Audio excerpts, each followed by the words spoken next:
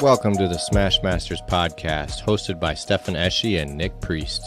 This is where we dig into the auto body collision repair field and talk quality repair methods and how the industry is always changing. Buckle up, it gon' get bumpy. What up? Yeah. I guess it's obvious it's all good, man. It's obvious the asshole here that postponed the flight. Yours truly. So yeah, it is Tuesday, isn't it? Yeah. It's Tuesday. It's Tuesday. Janelle says, "What up?" Hey, Janelle. And Matt, what up? Appreciate you coming in. Over here, man, a laptop I'm not used to, so that's fun. Even on a Tuesday, we already got people rolling in. People on Instagram over here. Appreciate it. I mean, because this is not our normal. Hey, a better repair. Jared, what's up, gentlemen? He says, "What's going on, Jared?" Jared's cool, man. What's going on, Jared? Yeah, we things happen. We were thinking about pushing it off a whole week, but neither of us wanted to. So we were like, you know what? We'll go tomorrow. It's still before the debate. I know all of you want to go watch the debate tonight, so go ahead and watch that. Right after we get off. We'll try and get off on time here. So, hey, Josh. Yeah, for sure. What's up, Josh? Yeah, this is kind of an experimental thing, especially if it happens again. When Tuesday works good for you guys also. Nick Van Hook from Dent Vision Tools says, looking good, boys. Nice. What's up, Appreciate it. I saw a lot of posts about coming up. Yeah, I saw a lot of posts today about Dent Vision Tools. A whole bunch of people got their orders of their shock blocker knockdown, so they were all posting videos of their new ones and the new paddles and everything. So good looking stuff out there too, man. I've been using mine all day. I did get my new Kiko hammer. I bought the new Kiko carbon fiber handle hammer with the soft tip and the hard tip and the leather side and the metal side. I got the aluminum head, the shorter one.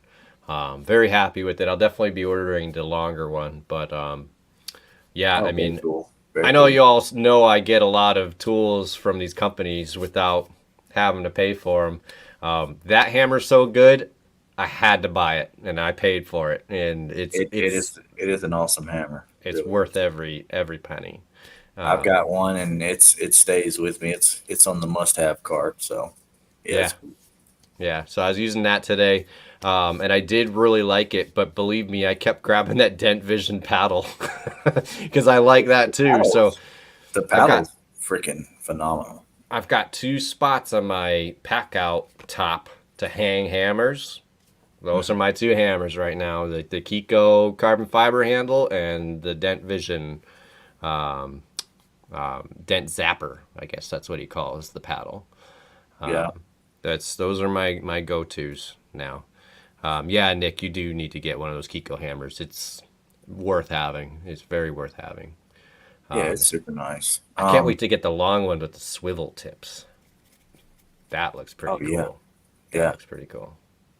So much good stuff coming out now that it's crazy, all the amount of stuff. Speaking of stuff that's coming out now, we've got you've seen the Smash Master slide hammer post, so we're gonna have that out for you guys. There it is. This is the one that's being given away. It's the Smash Master. This is heavy. It's heavy. It's got some power to it. It actually even says Smash Master right on it. Yeah. Very cool. And comes with a bunch of attachments for the bottom. What's up, Case? So, I mean, this one is a hot glue adapter. These are pass-through hot glue adapters, and then a longer one for, I don't know, if you put a longer glue tab in there.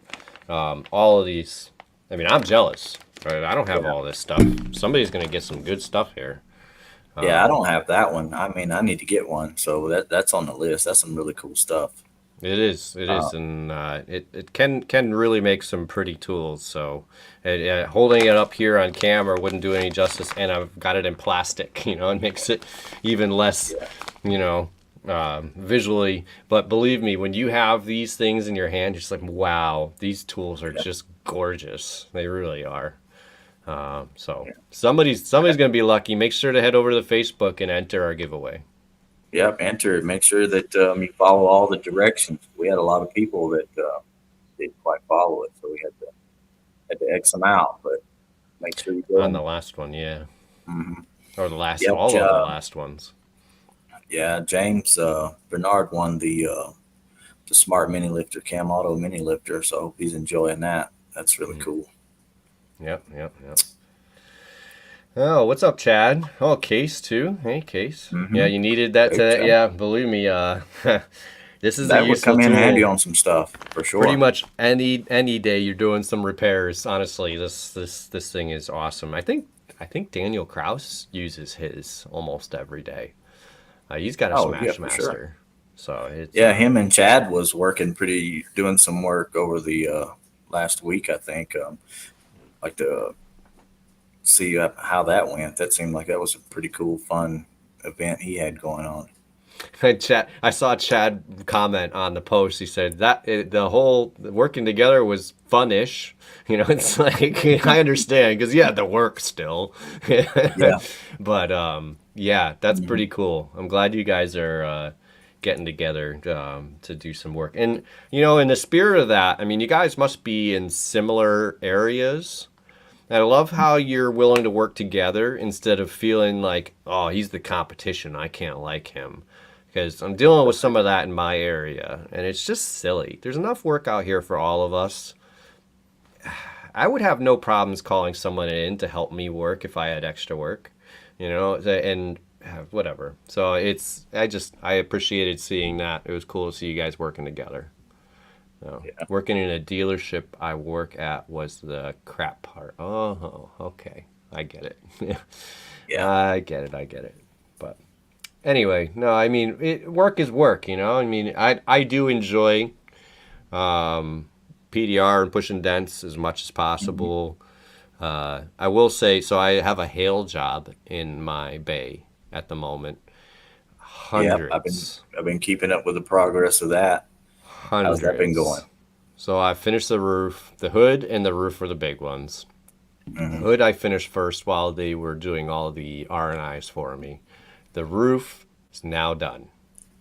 Finished it All right. The today. the roof was done, but the roof had a couple of obstacles you had to kind of overcome. Sunroof and access areas, I believe. Two sunroofs. They were huge. Hmm. So both of those had bracing around them, which was glued tight to the skin. And there's no pushing through that with a whale tail or anything like that. And it was all to the edges of the roof. So I mean, I'm telling you, there were maybe 100 dents on the roof. I could probably push out maybe 20 of them. The rest of Hmm. them had to be glue pulled, and all that foam and glue in there. Some of them were just like, I ain't moving. Yeah. So it was a struggle, but man, I learned a lot.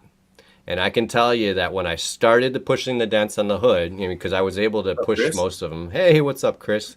When how I you doing? was pushing the dents on the hood, it was Hmm. taking me longer at that point.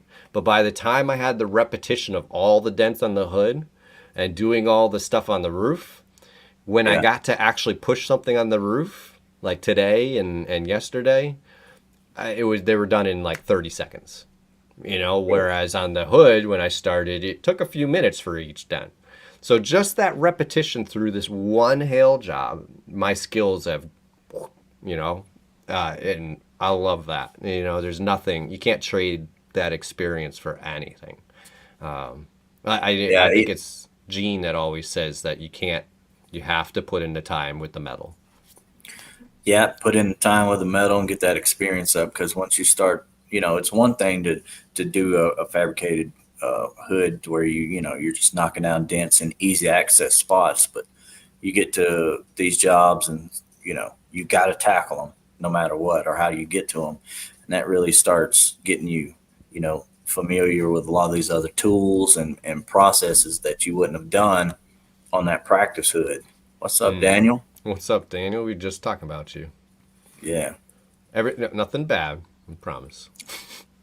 No, sure not. We was talking about you and Chad doing some work. That was pretty cool to see. Yeah. Looked Yep, like that yep, was some yep. fun stuff. Yeah, so we got that Smash Master giveaway. Yeah, I think that's all of our real announcements before I get into our topic here. Unless you Hmm. got something else. No, I don't. Okay. I really Okay. don't. No. All right, so we're here to talk about more of our like kind of advice series. We did a podcast on advice for new body technicians. I figured, and you agreed with me that we should do some advice for experienced body technicians. People that have been in the game for a few years or more, maybe 10, Hmm. 20, 30 years. Yeah. It's and I'm hoping that there's some guys watching that have some advice. Whether you're watching this live or the recording, type that advice into the comment section. The guys will go through that stuff and read it. And so maybe you can help somebody out with a simple comment. Yeah. It's You never know. You never know what little small thing can make a huge it impact might on be stuff. me. I might benefit from what you have to type in. So I appreciate it 100%. I try and stay, right up there and with, be What's the up, best I Jason? can. Hey, Jason, what's up? Um, yeah, Yeah, for sure. so I mean, like, what me, I worked in a totally different environment than what you've worked at. And I'm sure a lot of these guys have kind of the same, so I'm yeah, just kind of getting out there this is and going to be sharing. great. Yeah, just sharing, what worked for me may not work for you or vice versa, but it's something that you can take away regardless. So, Yeah, and I mean, so what was cool is we were getting ready for this show, and we were going over what we wanted to talk about, and I'd say what I wanted to say, and Nick's going, "That's totally different here," and Nick's tells me what he's talking about and what he what's up, experienced. I'm Adam? like, "Yeah, that wouldn't work here at all." Hey, what's up, Adam? And Alex. Hey, Alex. Alex was texting me Wow. yesterday. I can't find the stream. I'm like, I'm like, relax. We had to Yeah, postpone. We're going to we be on did tomorrow postpone it, night. Alex, and Yeah. it's obvious which one postponed it. My flight was delayed, and you know, It's all right. there's We that. forgive you, It's Nick. cool. It's good. We're We here. forgive We're you. here, and we're talking. We can't control everything, right? Even though we'd like to. No, no. Yeah, yeah. So yeah, I mean, let's dive right in. I'm gonna start with. I get a lot of people through my social medias asking me. So I've been doing body work for X amount of years, and I've been meaning to get into glue pulling. What should I do? So I love those questions. Mhm. And usually what they ask is, "What's a good starter kit?" What up, Adam? Hey, Adam. And I always say, I'm like, if they call it a kit, don't buy it. you Yeah, know? yeah. I mean, so there are two companies that stand out to me when it comes to glue pulling, and that'd be Kiko and Cam Auto. Kiko and Cam Auto. Yeah. So, and lots of people jump on their website and they're like, "Oh, the system's $5,000. I can't do that." And my boss doesn't want to buy it. Relax. There are cheaper options. You don't have to buy the entire system to get into glue pulling. Talking about Absolutely. Pizza Mask Fit Day. Pizza parties. I don't know Yeah, I what you're mean, talking about masks we though. we Go can ahead. talk about pizza parties in a little bit if you want. I Yeah, mean, I'm sure they're the on best pizza party moments. Yeah. they're on the list. They're on the list. Uh, so yeah, Kiko and Kamado. So what I usually tell people, there's it depends. So if you're looking to do small glue pulling for little dents or something like that, Kiko actually sells a small system. I got That grilled on that for saying that. Yeah, it's just Yeah, we it's not did kid. live here on the show from Danny Hacker Yeah, himself. It's Danny not a got me on kit. that. But they have smaller, like hand case that's got a robo lifter, heat He gun, a does. glue gun, some glue, and a bunch of smaller tabs. And you can do a lot with that. You can absolutely, hey Adam, if that's what you want to do, I'm not going to Yeah, say that's a bad idea. The and if you're looking to do a little bit larger, they have another system where it's the K-bar kit, where you get a hmm, K-bar and a glue gun and a heat gun and some glue and some larger tabs with the K-bar, which you could do some major work with that yeah, K-bar. right. And Yeah, then you find using these nice tools what you it's can good time. do, and then you can decide to invest more and invest more, and before you know it, you're going to have that L2E maybe in pieces in your Snap-on toolbox, but Yeah, at I least you mean, got the tools and tabs. Get it. yeah. There's two ways to buy it. You can buy it like Johnny Cash bought the Cadillac, or you can get on there and order the whole set. So I mean, if that's not what Huh. if the buying the 5,000 right up front is not for you, then man, just get what works. That's the way I got it. Was one piece at a time. I just ordered stuff that I felt like I needed at the time, and built it from there.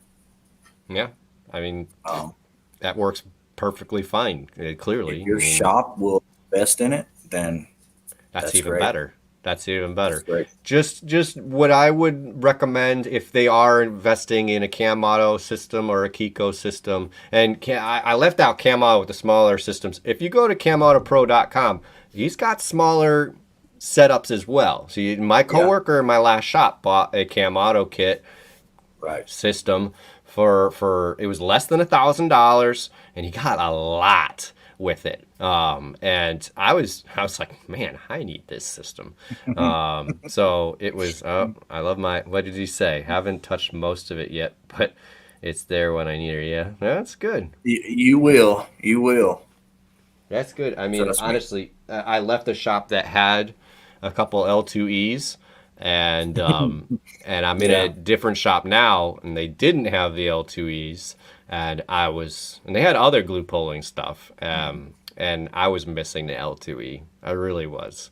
So that thing is crucial for me for big damage and for small damage. It's just a great system. Same with the Camauto makes awesome Camauto. stuff. Same with the Yeah. Camauto, Mhm. the cart with everything on it. It's just, I mean, his beam. There's nothing else like it out there. The 4 foot beam. You'd think it'd be really heavy. It's actually really lightweight. It's very smart. It's got innards inside the bar. It's not just a metal bar. There's actually cables in there to keep it from Yeah. bending. Like, and there's springs in the puller device, so that when you're pulling on something and it relieves some of the tension, it keeps the tension on there because there's a Yeah. spring It's spring preloaded. tension. Yeah. Right. So It's some amazing tools Camauto's got. No it doubt for is. sure. I actually can't wait for SEMA when we're going to be in the Cam Auto booth and showcasing his stuff because it's just so Yeah. much fun. You can do so much with his tools. So that'll be a lot of fun. Yeah. And but Looking forward then, to that. like I was saying, if your shop invests in a full system, talk them into getting the training along with the system because it will be so much easier to Hmm. start if you just have the process, which somebody trains you to do the process. There's a step to it, and eventually, I mean, very quick, when you glue pull a little bit, it becomes second nature. You don't even think about it anymore. It's Hmm. just you just do it. It's just like body work. There's a process to body work, and we don't even think about it as experienced techs. We just do it. It's built into us. The same thing with glue pulling. You can develop that and get it into your head and do that. Another option from training, if they don't invest in Kiko's or Camauto's training, and they say they don't want to do any training at all, head to gprmasterclass.com, get yourself Gene Fetty's course online. You'll have lifetime access to it. He keeps adding stuff to it too. So whenever he adds stuff to it, you don't have to pay more for that. It'll just be Yeah. added to what you've already purchased. And he has solo technician prices, so it's not going to break the bank. Mhm. Yeah, Absolutely, he Chad. does. You should have gotten the training. You could still do it. Like I said, Yeah, just gprmasterclass.com. yeah. Well, I You mean, can we got get a that discount training. code for that too. So, I mean, there you go. Ooh. That's There right. you It's go. Smash 15, isn't it? I It is. don't I have remember. it right here. Put it up on. Yeah, there it is. Smash 15. Get 15% off of your glue pulling training exclusively from your friends, Smash Masters. There you go. So, yeah, honestly, I've been through that course. And I've been through the Yep. Kiko training and I've been through Kamado training. And they're all top notch. So, Excellent stuff to go to. I went to the one in Texas at an Anson Open House, and that thing was phenomenal. And it was just a 1 day course. ooh, So Case added cold glue to the mix. What cold glue did you get, Case? Did you get it through Kiko? Because they've actually got some awesome cold glue stuff. And it's the last time when we were in Oklahoma, Danny was telling us you can use the ice tabs as cold glue tabs. I mean, all you need is the cold glue and then use their existing hot glue tools to do cold glue. I mean, there are cold glue slide hammers and cold glue tools, but you don't really need them, especially when you're just trying it. Like aren't sure you're going to use it and you just want to try it. You already got the glue pulling tools. Just add some cold glue to it. mhm. You can cold glue's come a long way. I've been seeing more and more of it here lately, like the past few months. Like I think everybody's trying it now or adding it in some form of way, which is really awesome to see. It So is. I was on a PDR job on Friday, mhm. and it was at a body shop, and the technician walked over as I was just starting the dent, and it was pretty deep on one end. There's like a 13-inch crease at the top of the door, and I'm like, I'm gonna start with cold glue. So I took my Dent Slayer AR9 slide hammer, and I had the crease tab on it with Sergio's blue cold glue, and I just went down the crease, pop, pop, pop, pop, and he's like, "Wow," and I'm like, "Yeah, it's ready for filler, isn't it?" And he's like, "Yeah," and I'm like, "Well, how long did that take me?" He's like, 10 seconds. And I'm like, "Right." I'm like, "You should get one of these." And he goes, "Yeah." Instead of having to sand it all off, grind off from the middle of the dent, grab the dent puller, weld it on, pull it off, grind it down. Why? I had it in 10 seconds. I had it ready to be sanded and filled with cold Yeah, glue. with just with cold glue. That's it. And yeah, Daniel, he's a fan of the sticky gum cold glue. I haven't tried that yet, but I mean, I've heard a lot of good stuff about it. Mm. Um, I'm when I make a order for that Smash Master hammer, I think I'm going to get some cold glue stuff. I want you to So try the sticky gum because I haven't tried it yet, and I would like to hear all about it. yeah, I want to try it. See, just because I've seen so much of it here lately. Well, Casey chose a good cold glue. They were all sold Absolutely. out and got yours from Anson. Did you Speaking order of that on the app? speaking of Anson, Hopefully. I want to go over some tools because the next question I always get on social media is people What up, Dylan? asking, "Hey, Dylan," is people asking, I mean, I get the glue pulling Yeah. question that we just went hmm over. Then I want to get into push tools. What kind of Is tools do we need? They say, is this Amazon kit worth it? And first thing I say is no. Don't waste your Yeah, money. I know it's only like $80 and it's a 100-piece kit. You think you're making out.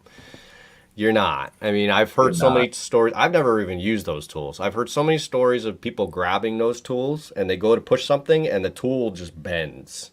It I doesn't have push the used dent Amazon out. push tools. I have. I Yeah. mean, once you get good at your technique and what you're actually doing, you can use a lot of different things. But Mm. it's the technique, and tools do make a big difference. I'm not going to say they don't, but your technique and what you're doing also has a big part in it.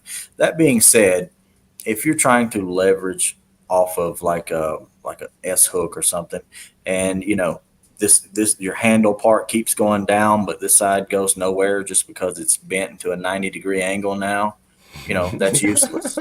Right. So I mean, That's what you're going to end up with. That's it what you're might going to end up with. it might be an $80 kit, but you just wasted $80 that you could put towards like $150 push rod, which is going to do a lot for you. So you Absolutely. might have heard us talk about this before. I brought visual aids this time. Fantastic. First thing you want to get, and this is all available from Anson PDR. And if you order on their app, you get free package of glue, the glue of the month. So Yeah, it's silly to Case, get I it hope anywhere when you else. bought that cold glue from Anson, I hope you used the app. So if you did, you got Yeah. some cool stuff. Yeah. So 36-inch long, double bend. So yeah, it's one bend here, one bend here. It turns it into kind of a direct push because we're pushing like this. Interchangeable tip tool. So you could take the tips right off, and switch them out. So if you wanted to invest in other tips, you're not going to have to buy a whole rod. You can just buy some tips. It's much cheaper. And the tip I'd suggest starting with is an R4. It's kind of a R4? little BBN tip. You see that right there? And I have a little extension on it too. And I do recommend maybe getting a set of extensions. 20, $30. You get like 5 different size extensions. Yeah, It's going to you give need you a some lot more extensions. access. Yeah, for sure. And then $20 gets you like 200 of these red cherry caps. It's a soft material. They just pop right on these BB tips, these R4 And tips. you can get these. You can get these from Anson or Dentcraft, either one. But if you buy the stuff from Anson, you use the app, you get free glue. So just Yep. saying. Simple T-handle push bar. I mean, this is the go-to, especially in the body shop. And then as you start using it and you start being able to find your tip behind the panel and everything, you can get other tips. You can get wide, broad tips. You can get dolly tips that are kind of rounded, kind of like a dolly, like a hammer and dolly. Yeah. And you can use that and rock it back and forth and push out some real damage, some real clean stuff. Yeah. So any tip that you guys see Recommend that. that will fit an R4 will fit that tip right there. So Kiko has a certain set of swivel type tips that are like rectangle and kind of circle. Those fit it. Cherry caps. There's some flat tip caps from Anson. And I think there's a few more things that I'm not thinking about right now, but just for that one tip, you can get all sorts of different kind of pushing access. Yep, absolutely. The R4 I mean, usually it's what I go to. And then when I'm working out details, if I want to push out details, which usually in the body shop we're not doing, you just take this cherry cap off, and that BB tip is very sharp when it's behind a panel. You can easily crack paint with it, which in the body shop, not a big deal, but it's all a learning curve. But the other part is, I had this and I didn't know how to use it. And the main thing I was missing was this. This is the chain. And there are different ways. Yeah, S-hook chain. There are different ways that you can create leverage. But I feel like this is probably the most financially, just the best, cheapest way, the cheapest option and the most versatile option. You hang this from a little hole, like say you're pushing something out on a roof. Or no, let's go simpler than that, because most people don't have the headliner down. On a hood. There's a dent in the middle of the hood.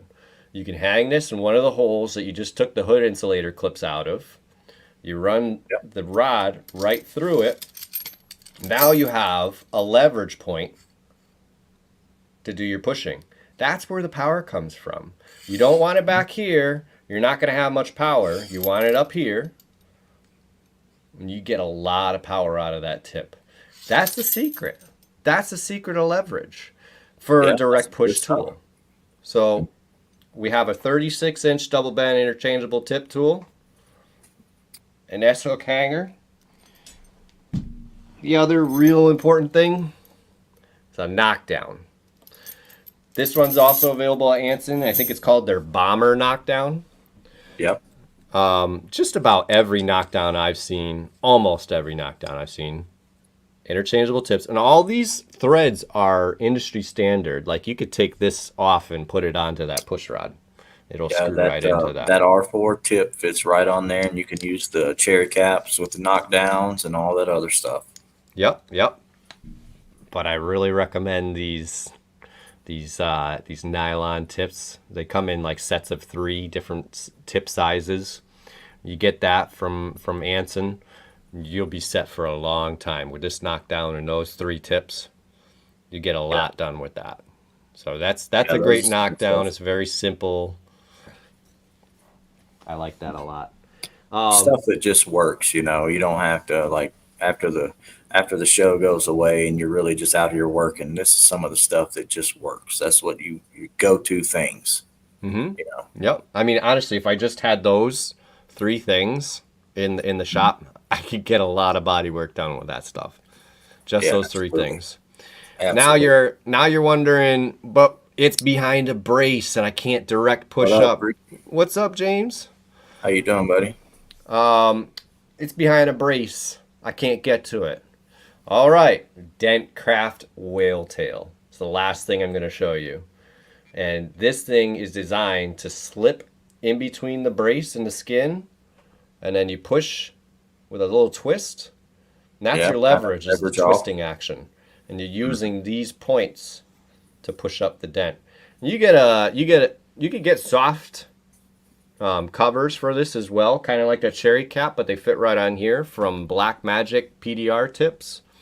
I've got quite a few. They are nice. I do recommend kind of putting a little piece of tape to hold it on there, because if you give it too much pressure, it could pop off, and then you lose it in the hood or in the roof brace or something like that. I mean, nobody wants to lose something they spent money on. So put a little piece of tape on it, and it's a little extra. Usually they don't come off on me at all, but peace of mind, I've been enjoying James' videos as well. James is a Yeah, great James video makes some maker. killer videos, and we figured we'd do some just the tip Tuesday. We got Tuesday's tips, R4 stuff, good stuff. Just the So tip that's been Tuesday. exciting. You didn't even clear that with me. That was good. I like that. Well, that's great. Yeah, Case, go and order this stuff. Honestly, I mean, it'll save you from buying the crap on Temu and Yeah, and, stay and away from Amazon. And There are some Amazon Edgy Tools is sold on Amazon. So if you see, but okay, you got to know what to look for right. if you're tool searching. Most of the time, you're not going to find uh, really good quality tools. I mean, that's the only one that I've seen so far. There might be a few more now, but Edgy Tools, if you see that on Amazon, by all means, if you want to order it from there, go ahead. They make David Strain makes some really good stuff. But Hmm. as far as that other stuff, the off-brand, whatever, nah, leave that alone. Totally agree. Um, Even if you don't buy it there, if it's sold on Anson, it's quality. Yeah, But I mean, who doesn't want free glue? Buy it on the Anson PDR app, you get free glue. yeah, absolutely. That's all the tools. I mean, really, I didn't want to overwhelm anybody with tools. I mean, that's a great starter set. Even without the Dentcraft whale tail, you can get a lot done. The whale tail is just going to take you up a notch.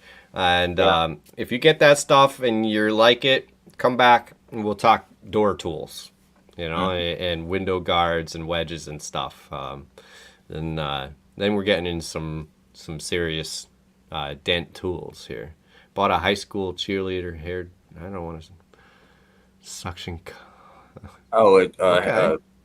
a holder. Well, that might work. That's there might be a couple little things, but as far as like the pushing tools, yeah, stay away from them. And speaking of hair, man, I spent 2 hours combing my hair just for you guys. So Guys got jokes. Got jokes. Don't go nowhere, even though they're that bad. yeah, they're terrible. But I got a bunch of them. All right, all right, all right. Well, let's Chad's laughing at you. Andrew, what's the length on that whale tail? I believe it's just about 30 inches, maybe 28 or so.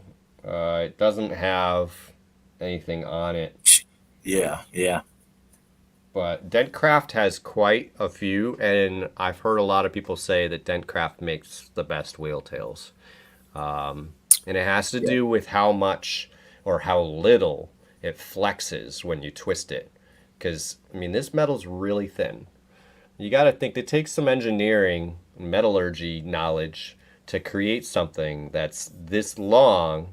And when I twist it and it's in between two strong things, the end still moves rather than staying Right. flat and the whole thing flexing in here. So, uh, Dentcraft, Dentcraft whale tails.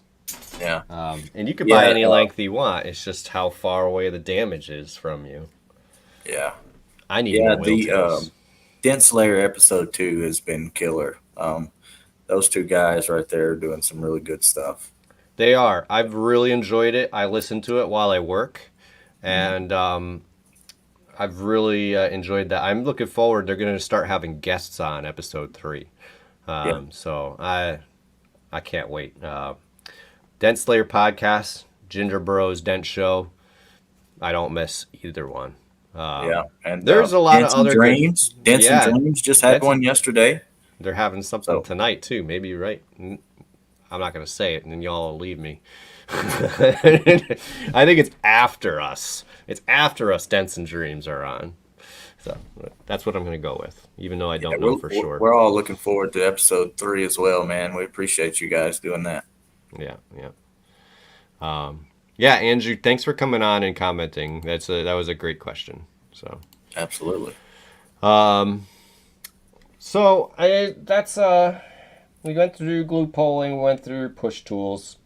Hmm. Let's get into the nitty gritty of body shop stuff. We're experienced techs. We're getting paid more, so that means we could just sit back and relax, right? They're not gonna get rid of us because they need us, right? Yeah, absolutely not. There's several things you have to do. Yeah, you're So, getting paid more. You got to produce more. mhm. It's not a hangout, and I do see that a lot. The guys come in, they learn some stuff, they figure out how to do it, and then they get a big head and they start. I'm gonna mosey on over here for a while and shoot the shit and everything. It's like, bro, we gotta still produce some stuff. You're getting paid more than you were before. That means you have to work harder. Not if not as hard, you have to work harder. And it's Yeah, for just good sure. work ethics in general. Show up early. Don't get lax and show. I mean, just because they didn't say anything the last 20 times you showed up late. What's up, Craig? Hey, Craig, good to see you. Oh, Brandon's coming in too. Oh, well, we're gonna have to dock your pay for being late because Yeah, I'm just going absolutely, man. over how you should be showing up early. No, we're talking about work. But as a technician, those work ethics really shouldn't diminish. Keep up that early arrival time. Be polite, be honest. Honestly, these simple things will make you one of the best employees in the shop. Yeah, for sure. It's not And hard.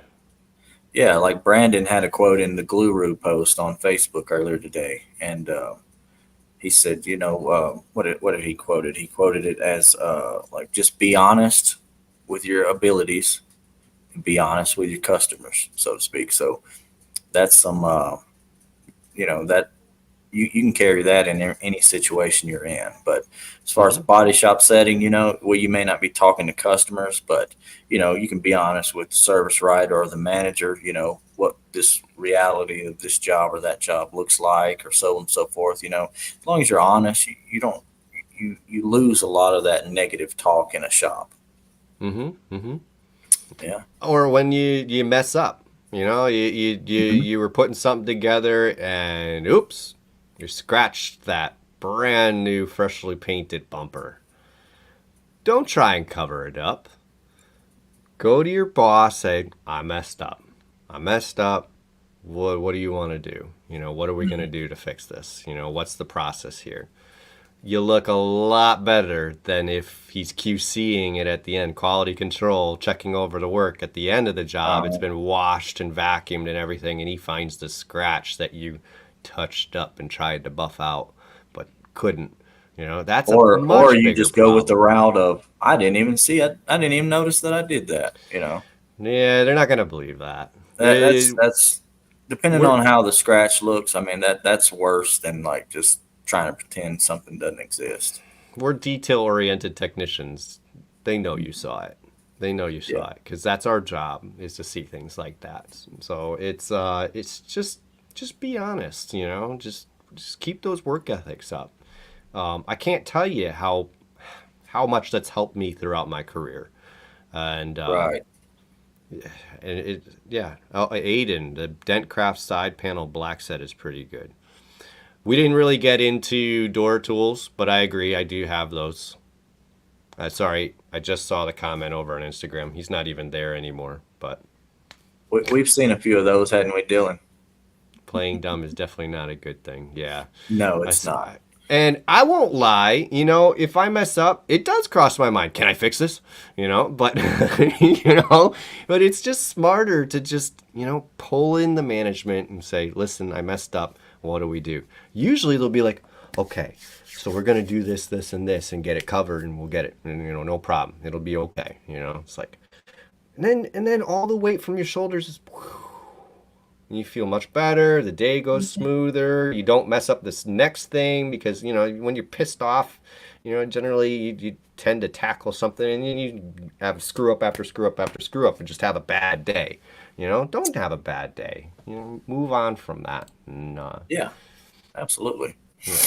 so that's a big thing Yeah. for me. Stay humble, stay learning, for sure. Ooh, stay learning. I like that. So That's pretty never good. stop learning. Is how I like to say it. Stay learning. I like it. Stay humble. Mhm.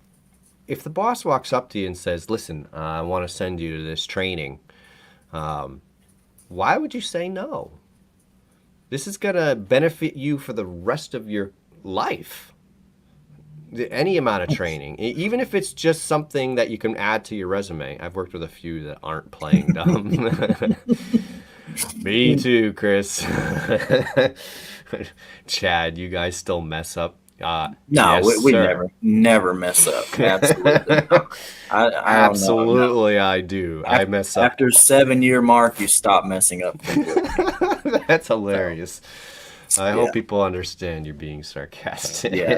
sure they do. I'm sure they do. Oh, boy. Oh, Andy's in here. What's up, Andy? Nice to see Yeah. you. And Um, yeah, that's like Kay says, a lot of the older guys, you get into that rhythm, get into that era to where you don't really want to like step outside and learn something new or build your stuff a situation in a certain way. That's what I mean by stay learning. If once you stop trying to do that and it's just you're just making money just to go fishing at that point, then you don't really care anymore. Well, you get into those funks, but man, there's always something in this industry to keep you motivated, keep you interested.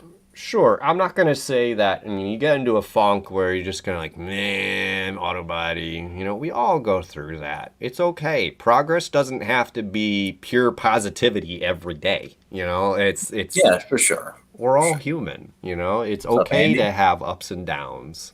Um, I really like what Janelle's saying right there. If I'm not learning, I'm leaving.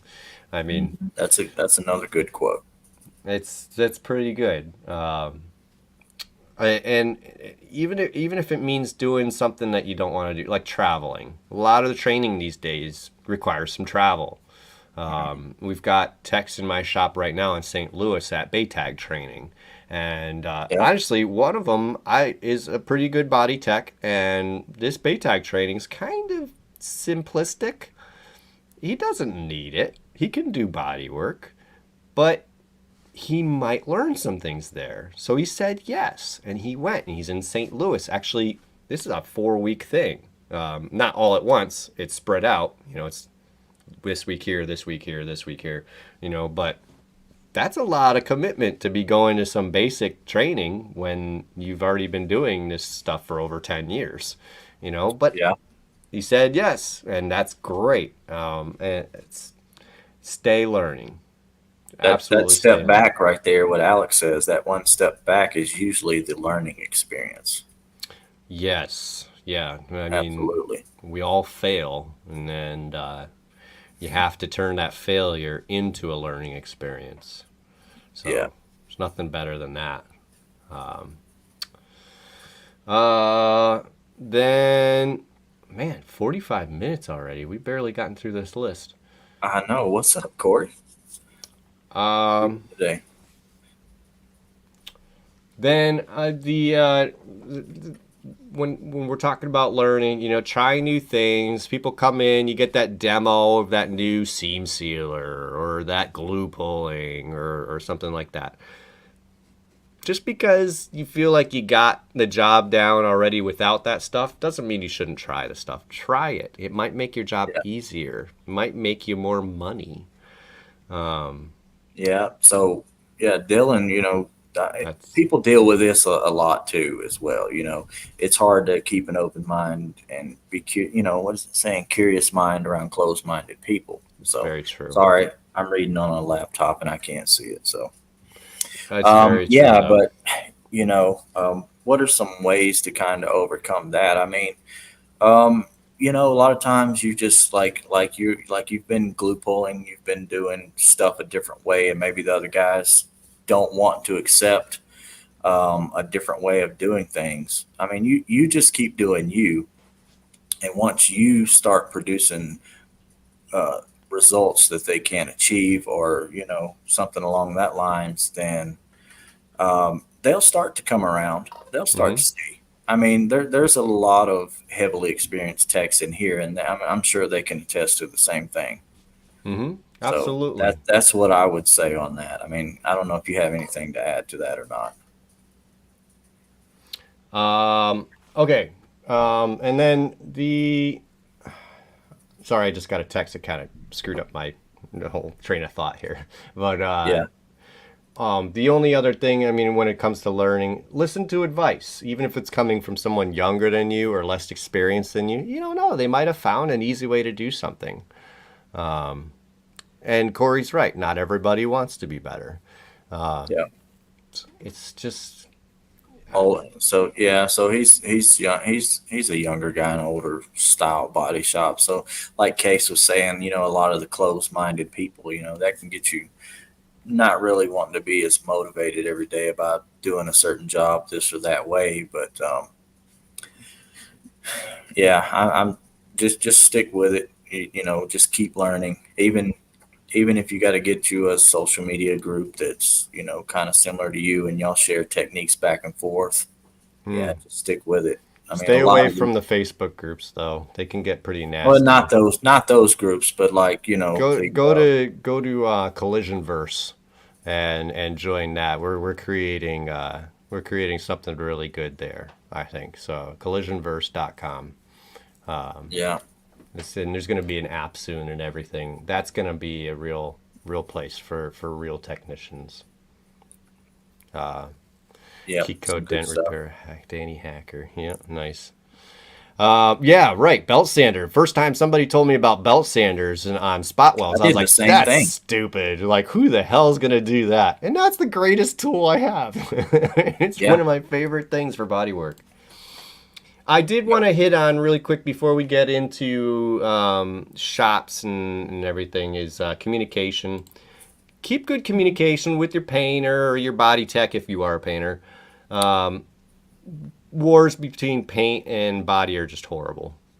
yeah, they Let's really not are. do any of that. It just impedes everybody from making money, and you might end up losing your job over it. So that's not good.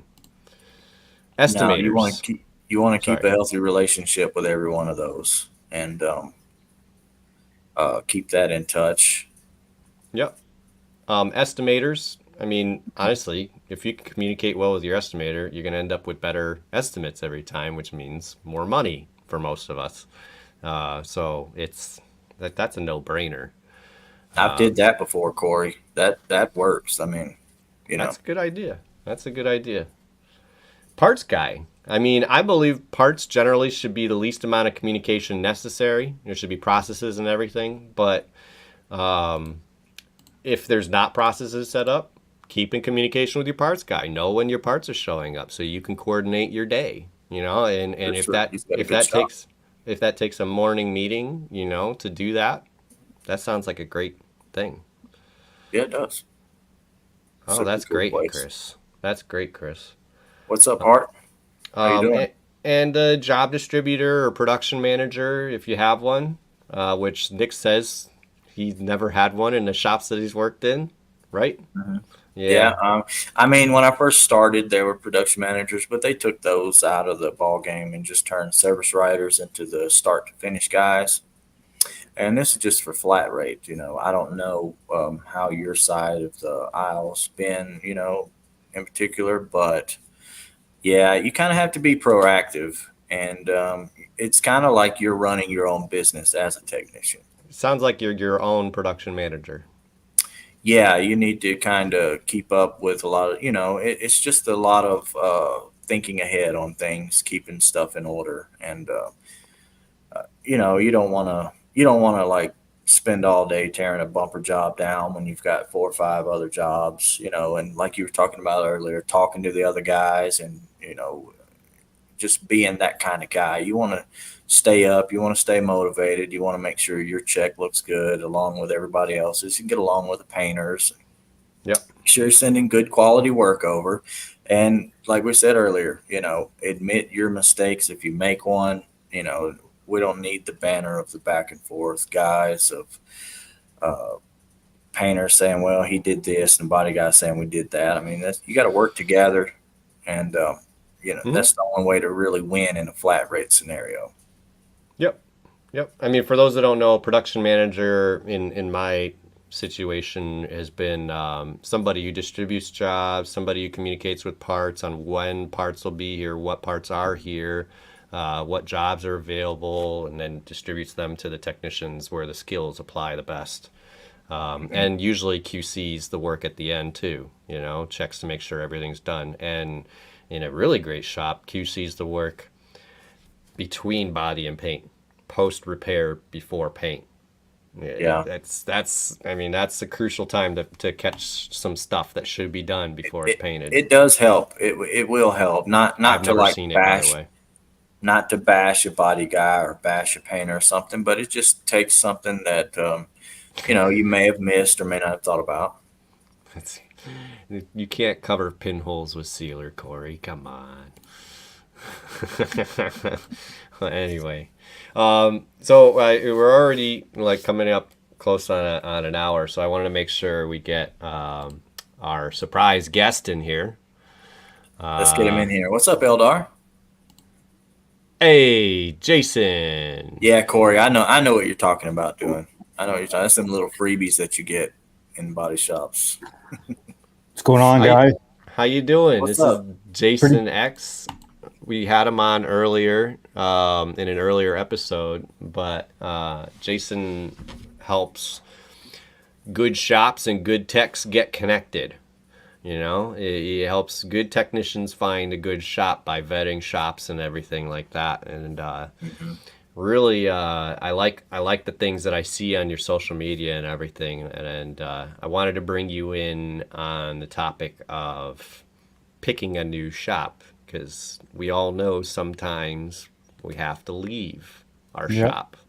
And there's a lot at least in my area there's a lot of shops that are not so desirable to work in. So Oh, really? Nick said, "Oh, really?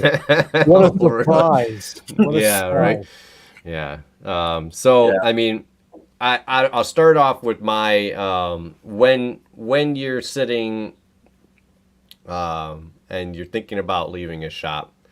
So what you generally you go and you look to see who's hiring, and you get in and you go for an interview, And I really only have one major piece of advice and on that, and then we'll get into your advice for picking a shop.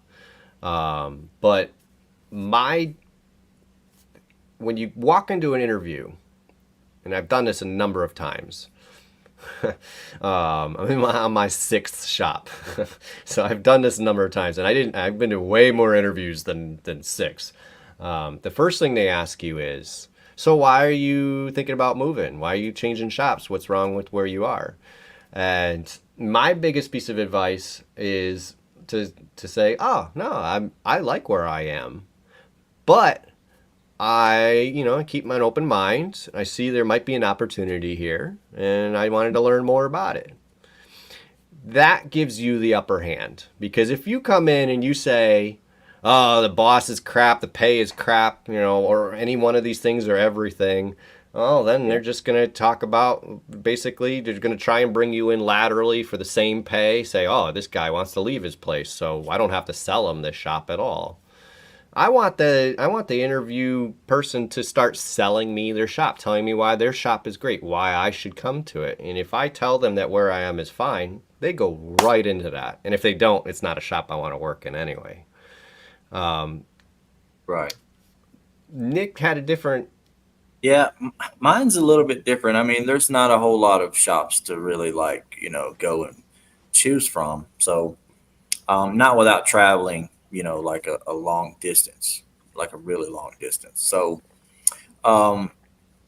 usually if a shop has a problem or there's something going on, it's already known by that point. So if they see you walk in the door, you really don't have to kind of explain, yourself. You can just kind of get right down into what you're looking for, what you need. Like, I mean, it's kind of, you kind of already know what kind of shop equipment a shop has, or you can base that off what kind of work they're doing and such. So, it's really just getting down to kind of discussing what kind of money will bring you here or not at that point. So, a quick one run through with a shop with me. I can tell you if I want to work there or not, and what the pay looks like. And I'm either rolling my toolbox that shop, or we're going to look at another one. Yeah. Well, definitely tour the shop. That's my other piece of advice. Tour the shop, look for the equipment, check out the bathroom. Honestly, go check out the bathroom in your interview, because if it's a crappy bathroom, I mean, it tells you a lot about the business. And plus, who wants to work in a place that's really got a disgusting bathroom, So and there are a lot of them that have that, like closets with a toilet in it. That's not fun. So anyway. So I'd like to hear. So if they don't buy good toilet paper, you ain't coming. Right. That's right. You got that sandpaper, that thin one-ply sandpaper. Nope, not for me. Yeah. Huh? It's a good shop if the bathroom has AC. Oh my goodness. That's a bonus. That's a bonus for here. A lot of these shops don't have AC in them. They're just like death chambers. Yeah. Speaking of ACs, there's I don't know if the study is going to come out yet or if it's going to go for another year, but it's been pretty proven that putting an AC in your shop pays itself off like tenfold. Like, have you guys noticed how much you'll slow down in the major heat? Imagine if there was an AC in there keeping you at production levels of when you're comfortable. It pays itself off. The electricity, the equipment, whatever it costs. It's almost like you're pretty silly to not put an AC in nowadays, because it's proven on what it will do to the team and what it creates. It pays itself off so easily. Yep. And, the bathroom, I've never thought about that at all, about checking out the bathroom and seeing that. But I have seen the bathrooms in the places that I've dictated as good, and they're always much different than the bathrooms at the shops that aren't. So that's actually a good quick sign if you don't want to get deep into questions like how I like to go about it. That could be your telltale sign. That's pretty smart. I never even thought of that. And it's easy. You just say, "Oh, I gotta go real quick. Can I use the bathroom?" Even if you don't have to go, just You know, we're not gonna follow you in there. So Yeah. it's yeah, it's yeah. Yeah, that Chad, that's right. Because I mean, if it's too hot at a shop, and you know what, I'm going home. I'm going home. And if it's super hot in a shop, and I have to go use the bathroom that doesn't have AC, definitely leaving for the day. Mhm. It's way So too sweaty after that. It's not even worth. it's I gotta not even waddle worth home. it. No, Yeah. just skip it.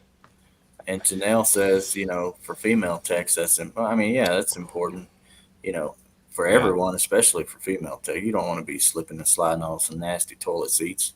right. Yeah. I mean, most places I've worked have one bathroom, you know. Hmm. So yeah, that's oh geez. He got cold last week. Poor Dan. So Jason, what are your how would you what's your advice for picking a new shop?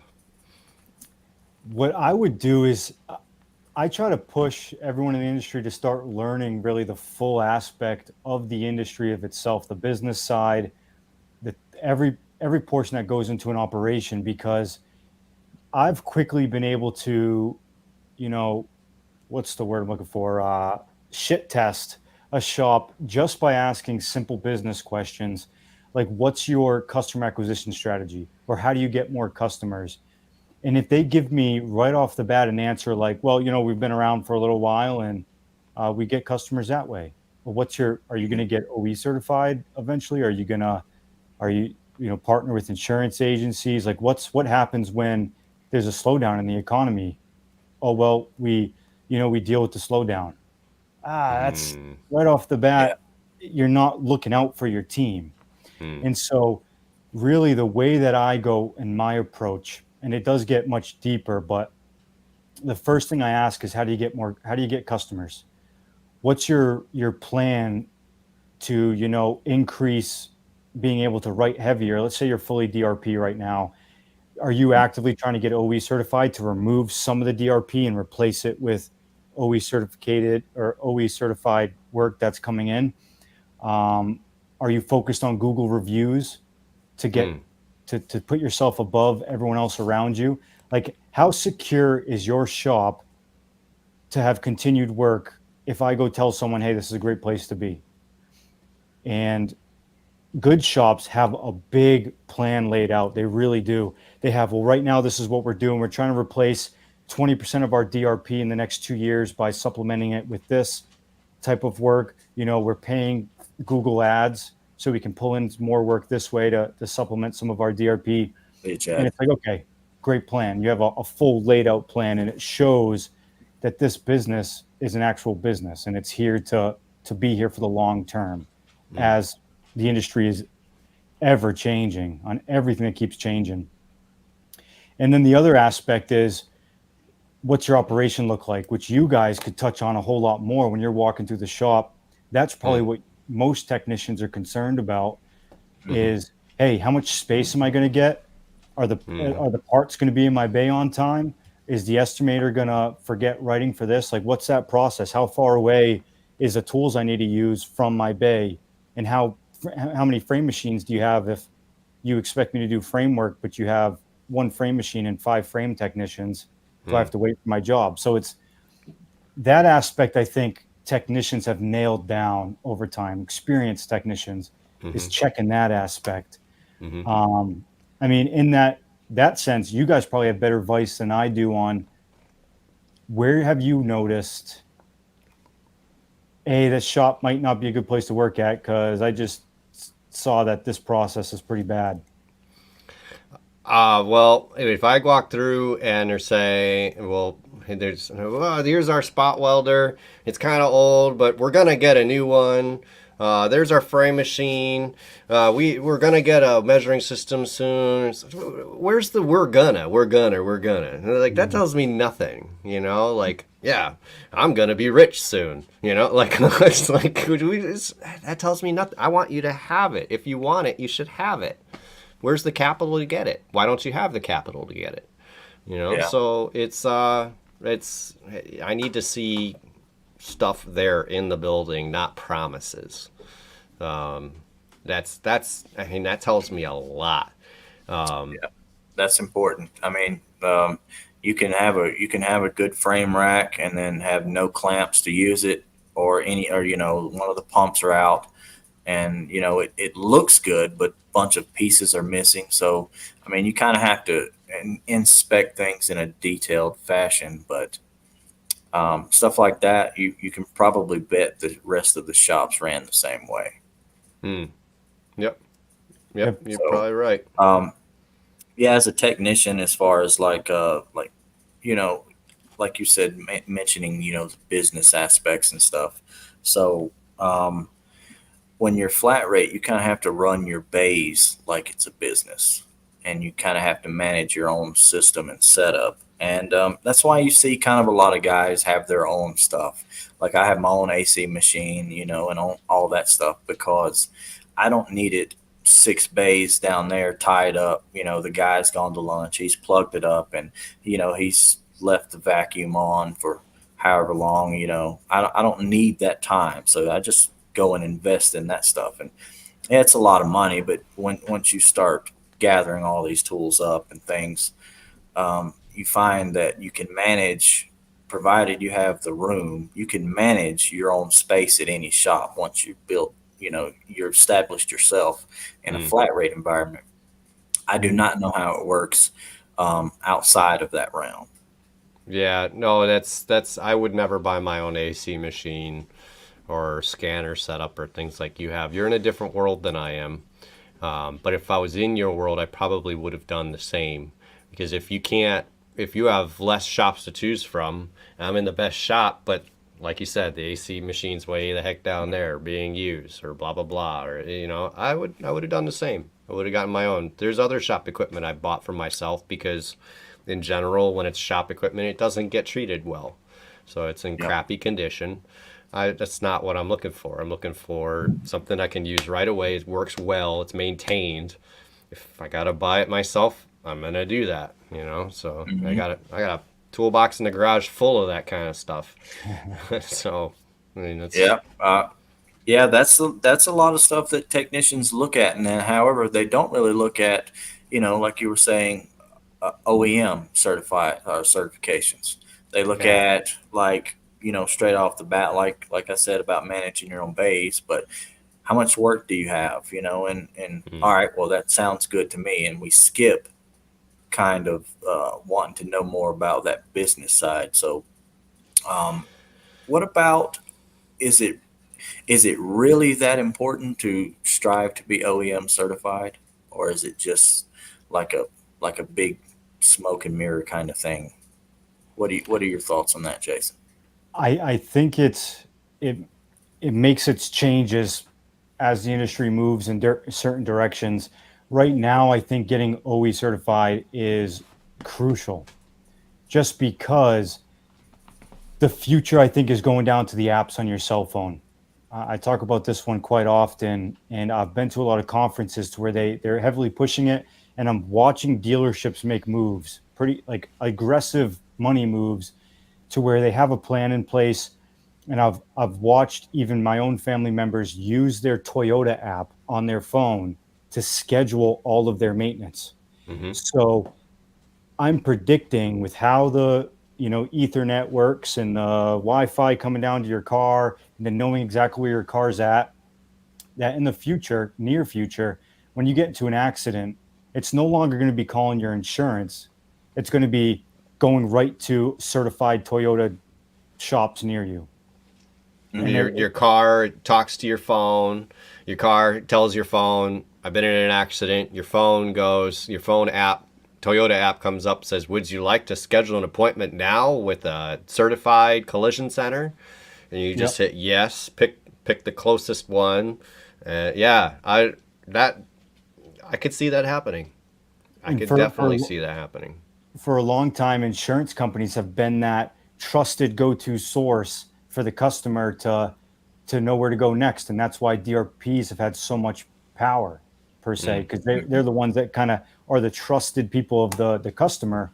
Like, why wouldn't insurance want me to get my car back to higher value? That's what you think they would do, right? Because that's Right. why else would you want my car to be worth less? That's what you're Yeah. insuring. Hmm. That's the customer mindset, and I think it's going to shift towards certified shops. Not only with that, certified shops have the backing to do the repair proper, and Mm. insurance can't really fight against it at that point. It's too big. You have two big powers of the America or across the world that are like, hey, no, they're going to do it right. Yeah, but we're trying to save money. Well, we both got money. You're gonna do it my way. Compared Mm. to just being insurance versus a shop with that's not always certified, that big power of money can kind of force its pressure onto the shop Oh, without having an 100%. offensive time, right? Yeah. 100%. You keep giving us problems, we're going to stop sending you cars. And it's, oh, no, no, no, no. We won't. We'll play along with your game, insurance company. And I've seen it 100 times. And Yep. So that it's moves into frustrating. more along the lines of that what Stefan was talking about earlier. Yeah, we our equipment's old, but we're gonna get it. Where if your shop was OEM certified, you have to have it You in this have to. shape and in this condition. Yep. So that no longer becomes a concern. Now you have to almost make sure that your technique and your skills are up to par with the OEM certifications, Hmm. Yeah. so to speak. So you get a sense of, well, I need to maybe step my game up, and maybe I need to start learning and getting prepping for uh, these types of situations. Whether than maybe your last shop was probably that whatever it all that stuff's fine. Hmm. And I agree with you. I think that DRPs are going to be pushed away from shops, and the OEMs are going to start being the main factors. Mm-hmm. The the Totally only agree. the only problem I see with OEMs becoming a main factor is we're going to lose a bit of the touch of the artists in the industry because they're going to push a lot of replace.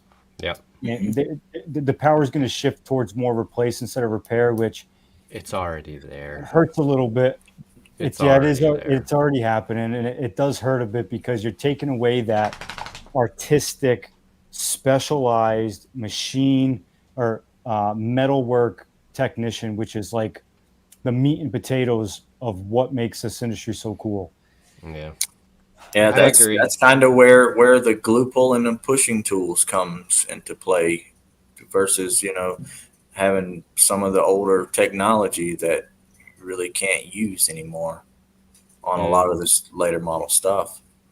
I mean, that is true because actually, if you go and look at, just for example, Rivian, Rivian requires a glue pulling system to be in Yeah. the shop. So, I mean, that's where it's going to go. If they do allow repairs, they're only going to allow quality repair methods. So that's kind of cool. But you get all the guys that don't want to learn that stuff. They're just going to replace everything. And that's already the way it is. There's my whole generation generally of body techs. I mean, there are shops that literally just think that it's just you can't repair anything. No, no, iCar told us anything structural, you can't repair it. And it's like, the hell are you talking about? You have to do your research on every car. You can repair a lot of things, So it's already happening for different reasons, So the artistry is going away. I wasn't a repair artist until maybe about 3 or 4 years ago. Before that, I was changing everything. I do think there's going to be a spot still because uh, parts are always going to, there's always going to be a back order somewhere. So the person who is the artist inside the shop is going to have a very secure position and important role for the times when, hey, we got to repair this one because we can get it within limits in the repair side, and our cycle time is going to be horrible because this part's 2 weeks away, and the hero is going to come in, that technician hero. It's like, you know what, I can repair it. I'll keep the cycle time down, and it's going to feel good if you are at that level. I think over the next 10, 15 years, but Mm. yeah, you're completely right. I think it is making a change. Yep. Yep. I'd also, Nick, talking on that promise, or actually, Stefan, you said, yeah, we're going to get a new one soon. We're going to. we just needed a new technician in here to bring us that profit so we could buy a new one. That's one of the biggest fears I get turned off by with shops is false promises. Mm-hmm. Such a Yep. danger. And if I have a shop that tells me, I'm like, hey, this technician, he's great. He's 38 years old. He wants to be a manager or an estimator by the time he's 45 though. And they tell me, hey, listen, we have great estimators and we have 3 other technicians that want to become an estimator. And I'll let you know right off the bat, we can't promise that, but he can compete for it. And if he earns it or she earns it, then we're going to give it to him. Instantly, I'm like, okay, this shop's That's probably better. doing some stuff right. Yeah. And then I get to translate that information. And I think it's a sigh of relief to all of us in the industry when someone's not making a false promise. It's almost like, okay, well, at least Be realistic. yeah. Be honest.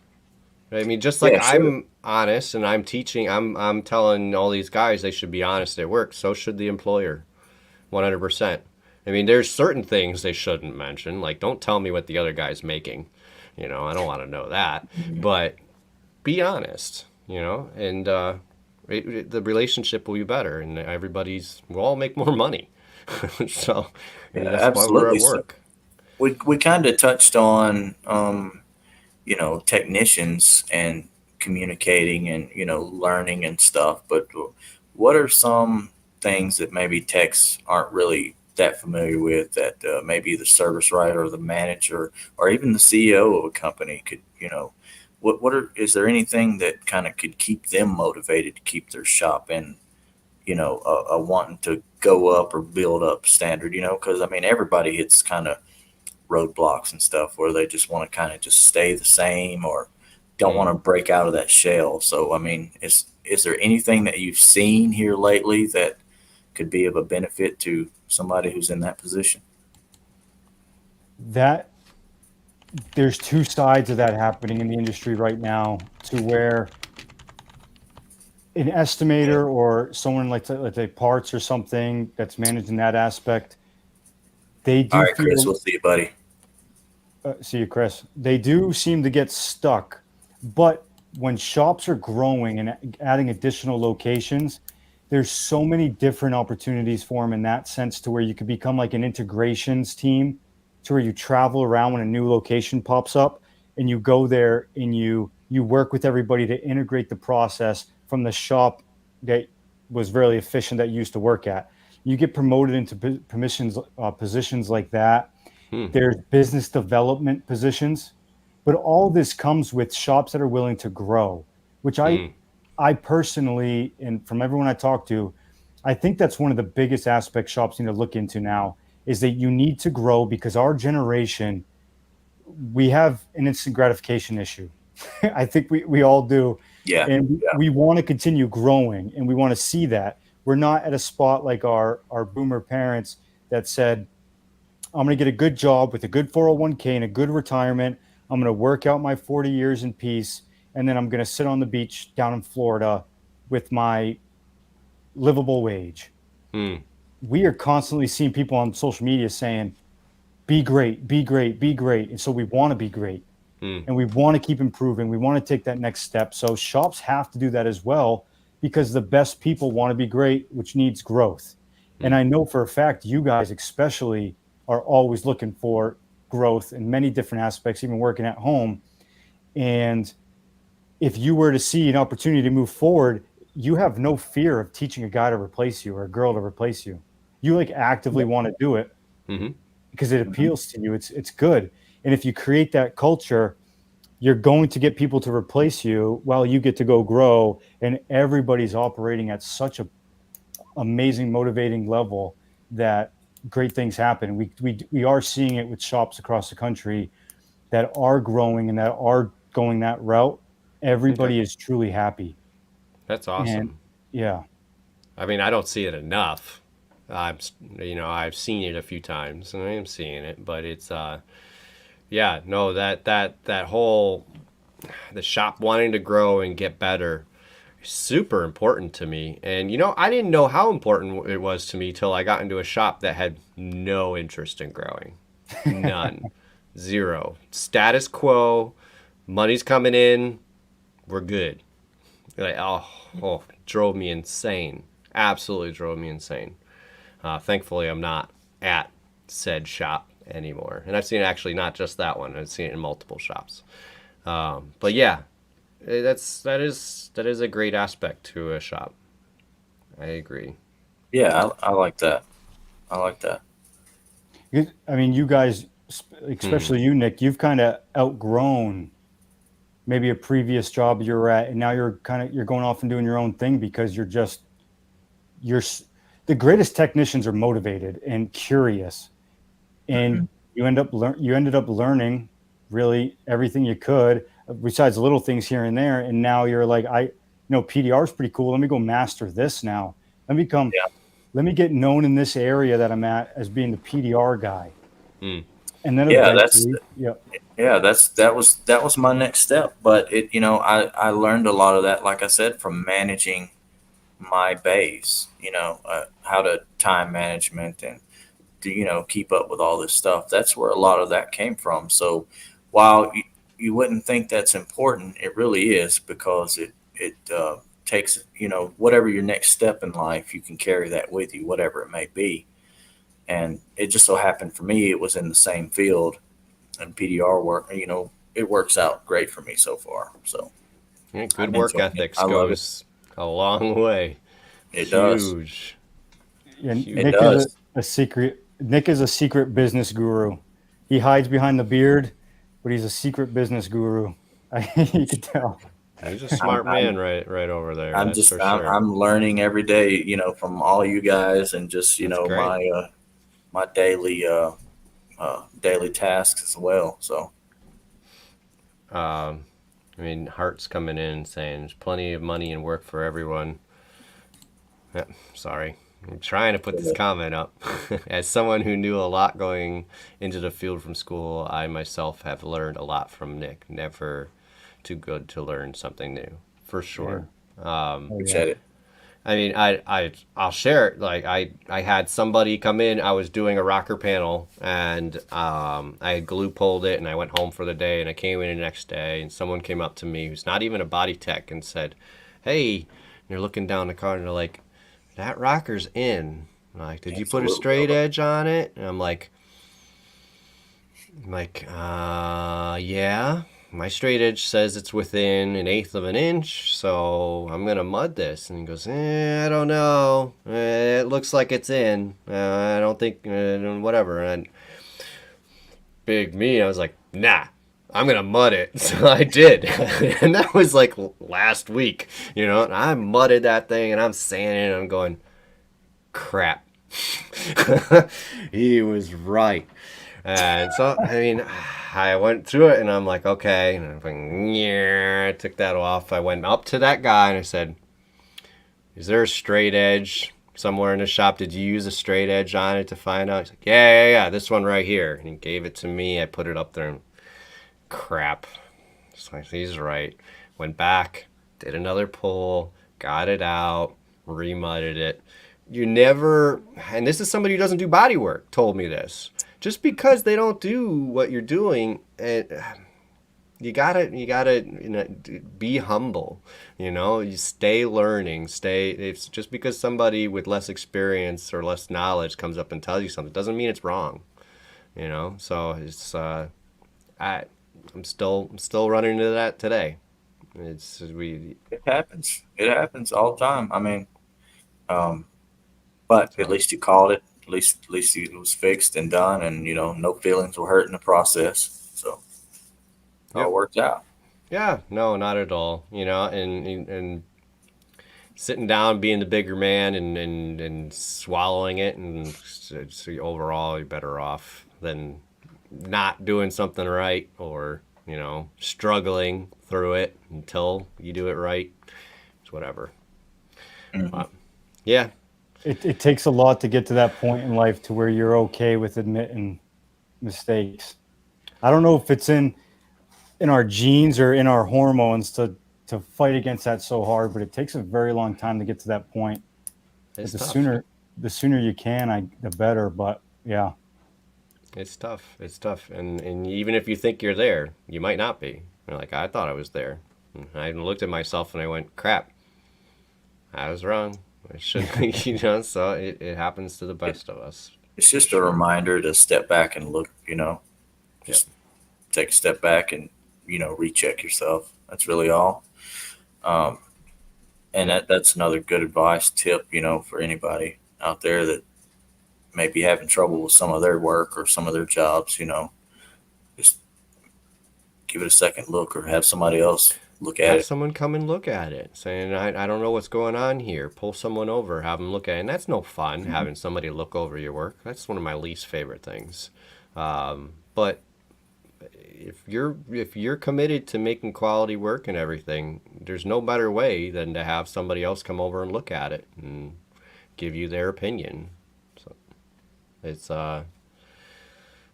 humbling. Absolutely, it is. It's humbling. Well, I think we hit on just about everything on my list here. Is there anything else? Any other advice for finding a good shop, Jason? You can. I have one last piece, and it's Okay, good. asking the shop what's their approach to finding new people, especially as Aha. this shortage it's here, but it's not quite here yet. But over the next 5 years, it's going to be in full motion, really strong. Like if people think there's a shortage now, if we don't smarten up in the next 5 years to help train the next generation, you will notice it in the next five. So really, if the shop doesn't have a plan to find new people to replace people within the shop, Mhm. it's really scary to me because let's say for you guys, right, you lose a painter at a shop. Mm. What happens if you're flat rate? A Sherwin-Williams representative comes out that hasn't done it in 20 years and is real slow and is just there to replace while they look for someone else for 2 weeks, but they still can't find someone in 2 weeks. Then you get a Sometimes painter two that's and three of them. Yeah. yeah, and the painter comes in is really bad, or vice versa for a painter who's flat rate, and you lose one of their highest performing A-level technicians. Your pay is going to drop tenfold. So it's really important for you to ask them, what's your plan for hiring new people, or what's your approach to training and all this other stuff, because Yeah. it's going to be a real problem in the next 5 years. And if a shop's just like, oh, I post on Indeed, or uh, something like that, you're like, that's it. What are you doing with the Yeah. schools around? What's your training? And do you have anyone that will you pay me extra if I train a new person coming in? Oh, no, we don't need to do that. And you're like, okay. Something to think about towards the future. It's not really a big scare now, unless you guys have ran into that already somewhere. Working with subpar people that are there because they need somebody in that position is frustrating. Frustrating. Yeah, I've seen a lot of that. So, are there any good tips you can leave with somebody before we go about maybe how to go about that? A small little, just a tip Tuesday for somebody that still might be listening.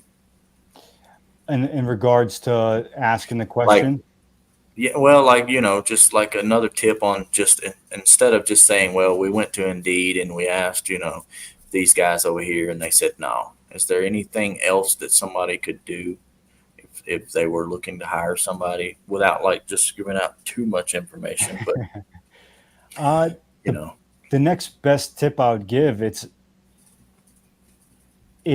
treat your people well within the shop, because technicians and painters and estimators all know each other around the area. It's a very small community. And if you, instead of going towards Indeed and spending money that way, spend your money on your current team that you have, invest into them, and that will create an environment where people want to help their friends out that are also in the industry and be like, hey, I know you've been talking to me all the crap that's going on over there. That doesn't happen here. mhm. Yeah, so come over here. And then you're getting someone who's pretty qualified and someone who's good and works well with you, compared to spending all your money on finding new people or going on Indeed, which is, just let you guys know and everyone who's listening, it's $1,800 a month to just post a job ad to find a technician. That's what Wow. that costs. And that's Wow. just to hopefully find a technician to get them to be viewed. So instead, take that money, that $1,800, and put it towards your team, whichever way that could be. Cookouts, it could be training, it could be really anything, gifts for their family and their wife for supporting them for late nights at work. And it'll turn tenfold by your team going out there and recruiting for you. Nice. So just to recap of that, instead of going out and finding, take care of the people you got, shop owners. Take care of the people you got. Please. That's a good. I mean, that works. Then you don't have to go out and find new ones. Yeah, Excellent. that's true. Excellent. I Excellent. will tell you, there hasn't been a time when I'm in a shop. If I'm happy in a shop, I'm usually every now and then texting people I've worked with in the past, trying to get them over. It's like, this, we could really use you. It's really nice here. There's this, this, and this that I know you don't have because I worked there, And so and if your technicians aren't happy, they're not going to recommend it to anybody. So Yeah. That's great. That's great. I like that a lot. Solid like it. advice. Yep. And it is a guys. small industry. We all know each other. Yeah. We do. Yeah. It's almost a little scary how small it is. Yeah. All right. Well, I think we should sign off. We're at an hour and a half here. People are nodding off already, or they're They're probably getting to watch that at that debate. debate that's going on. Yeah, Yeah. yeah. So I don't even We'll have hop off cable, here. so I can't even watch it. So probably better off. And Yeah, that's as right. political as we're getting on this show. So that's it. I appreciate you coming on, Jason, hanging out with us. Yeah, appreciate Giving it. Yeah, us I appreciate seeing you guys again and talking with you. Yeah, Appreciate don't go all you anywhere. guys See you in a staying second. around. Yeah. Yep. It was a good show. I think we did a lot. So if you're watching the recording, just know we stayed up extra late for you guys for this info. Just for you guys. Yeah. We Well, will. What do In you, the what? I was just gonna say, in the words of Brandon, peace out. Bye, everybody.